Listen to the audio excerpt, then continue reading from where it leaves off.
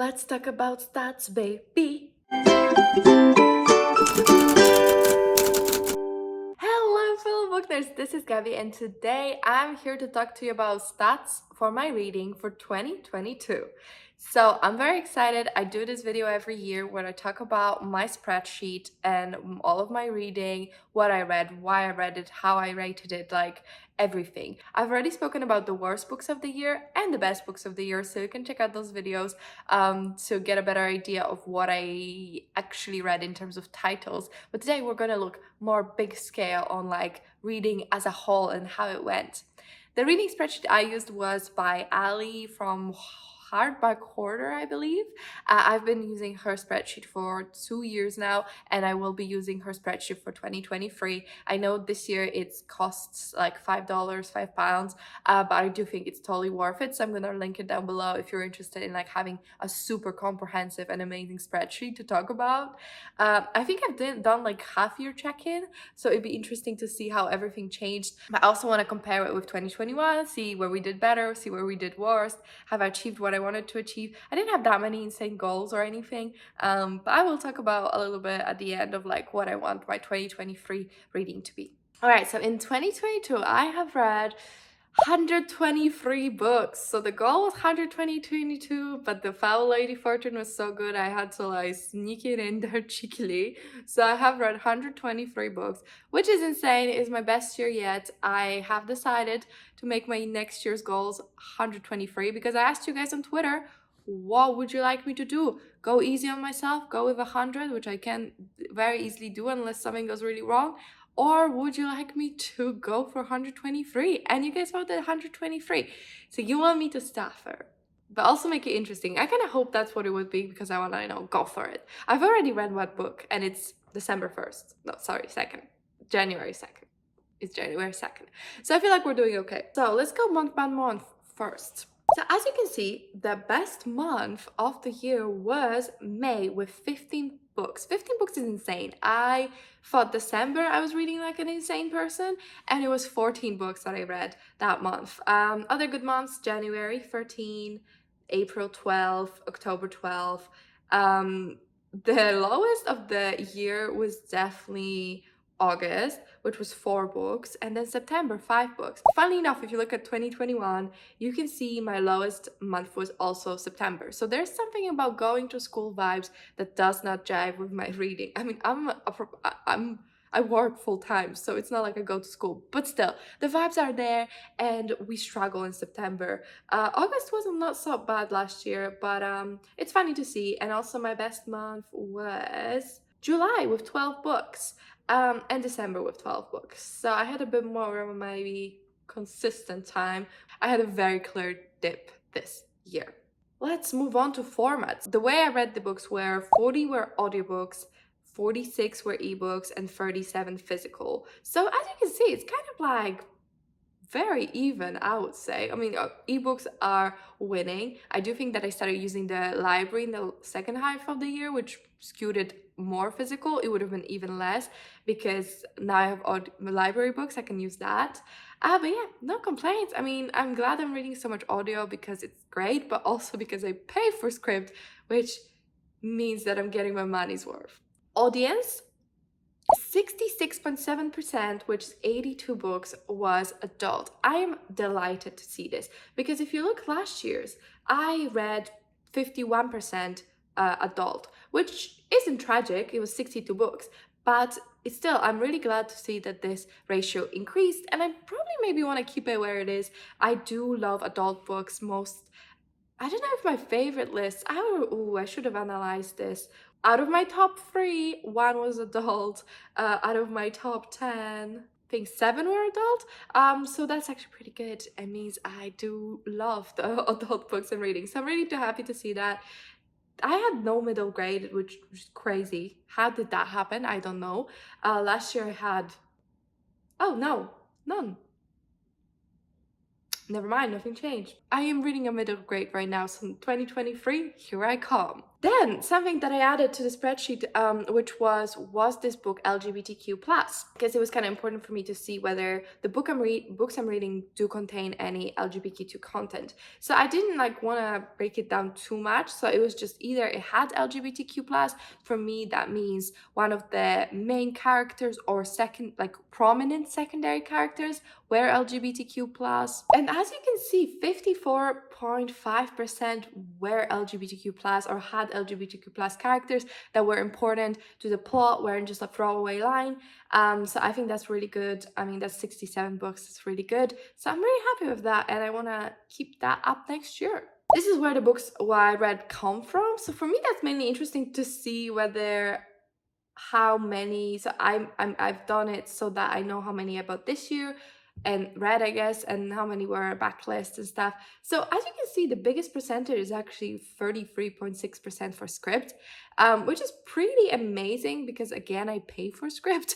So I was really happy that I'm using Scribd. Then bought this year was 35%. Oh, sorry, that is the biggest percentage. I clearly cannot see properly, but it's close. And so I'm glad to see that even though I bought it this year, I read it this year. So I'm really hoping I'm pretty consistent there. I don't track this so well, but I know that I only really buy the book just before I'm going to read it. So I don't have that big of a backlist unless it comes to physical books. Because I only buy physical books when they're either so gorgeous I cannot help myself, or it's part of a series I really like, so I know I'm gonna want it, or I went to a signing and I had to have it. So probably more of my physical are actually unread, whereas ebooks I just buy when I need it. There are even some I was sent from publisher, and I've read from NetGalley is not so small. And again, 15% library. I think it'll be bigger next year because I've reconnected with my library. Type of publication, so traditional publication from the big traditional publishers, 81%, that's 100 books. And I had 14 indie and 9 books that were self-published. So I could definitely do with more self-published and indie books. I do think maybe I want to bring it down to like 70% next year, which I think would be better. Then something quite interesting is this part of a series, and actually 60% of the books I read this year were standalones, which I feel is way higher than last year. So last year was 50%. So it's not way higher, but it is higher. So about 10% difference. I'm happy with that. I really like standalones. I have a standalone book club, and we only read 2 books for it, but still. So I'm glad to see that it's shown. Part of a series is still pretty big, 33%, and companion novels. Some of my faves are companions, so I'm glad to see that as well. Then I wanted to see, did I read this for a video? Like, what was happening going through my head? Would I have picked it up? Did I pick up just to like read it because I wanted to? Or did I have a specific video planned for it? Now, just because I have a video planned for it does not mean that I would not have picked it up anyway. I would have, because these are all books I wanted to read, but I just wanted to see. And actually 61% were for a video. So I've spoken to about them in some capacity that wasn't just wrap-ups, or I specifically read it because I had a video in mind. So that's cool to see. I think that's actually less than I thought. 38%, I'm surprised, because most books I do have a planned video for. Otherwise they're kind of hard to squeeze. But yeah, good to see that it's not so bad and still read for fun and just what I want to pick up. It's mostly audiobooks, to be honest, but still.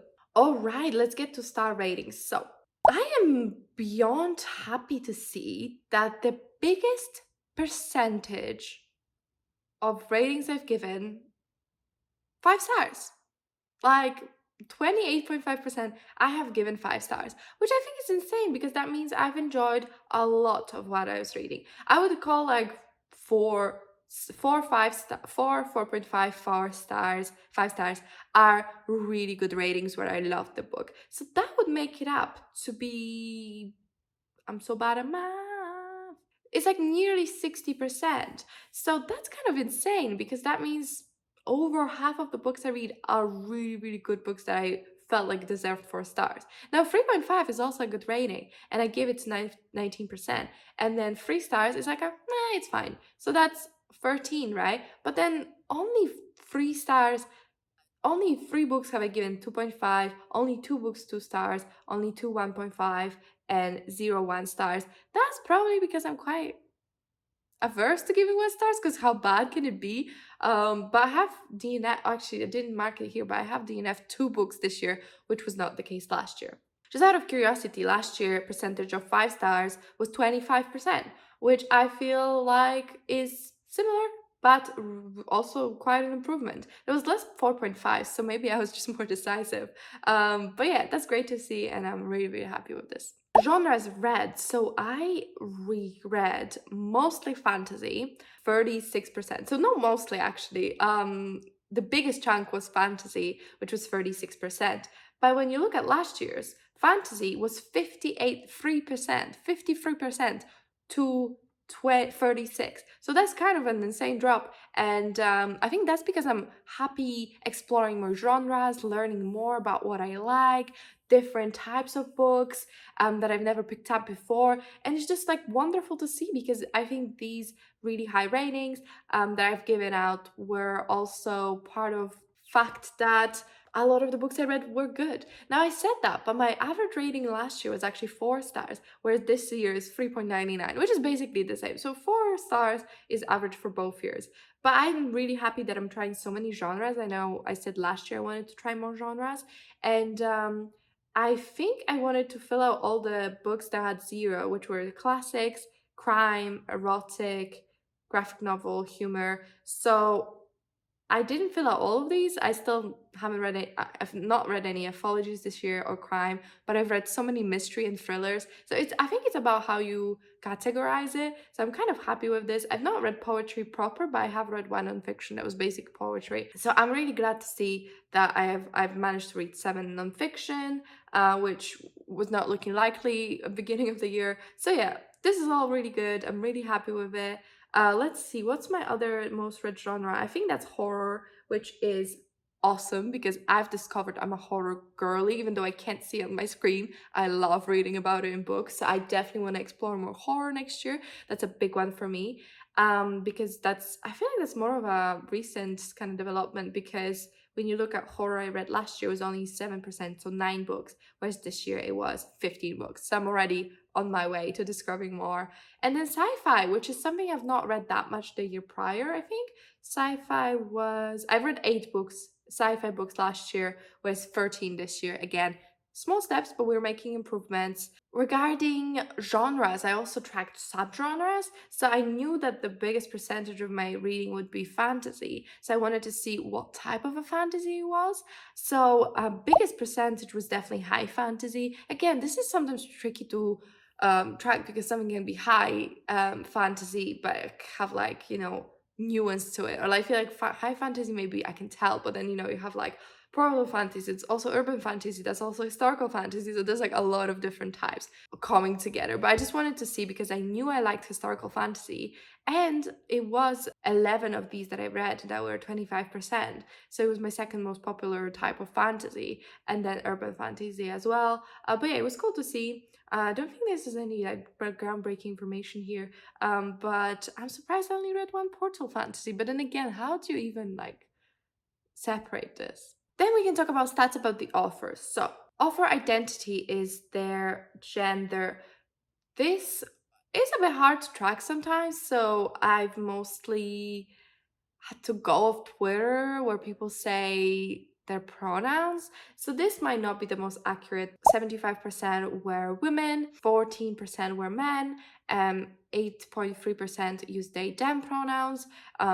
So again, it's kind of hard to know what gender identity exactly they're identifying with. And then transgender offers, there was 3 of them. So I definitely want to read a bit more of different types of gender identities, but I do think that again it's a bit tricky unless the offer tells you, because like I don't know, I don't want to presume, and it feels weird to sometimes be researching that much because it feels quite invasive. If it's not readily available, it feels invasive. If it's like the first thing in their Twitter bio, then it's different. Then offer race. So again, really tricky because there's so many different identities, so many different ethnicities. I kind of took this to be more just like indicative. I don't think it was perfect, so I'm glad that Alice also changed this a little bit, and I want to see how I want to maybe change it to suit what I want to know. But I am happy to see that, you know, white, so non-diverse, like white authors were 50% this year, whereas last year it was 52.5. So it means 2% drop. But yeah, it's a bang on half, and I think that's what I said I've wanted at least to be half.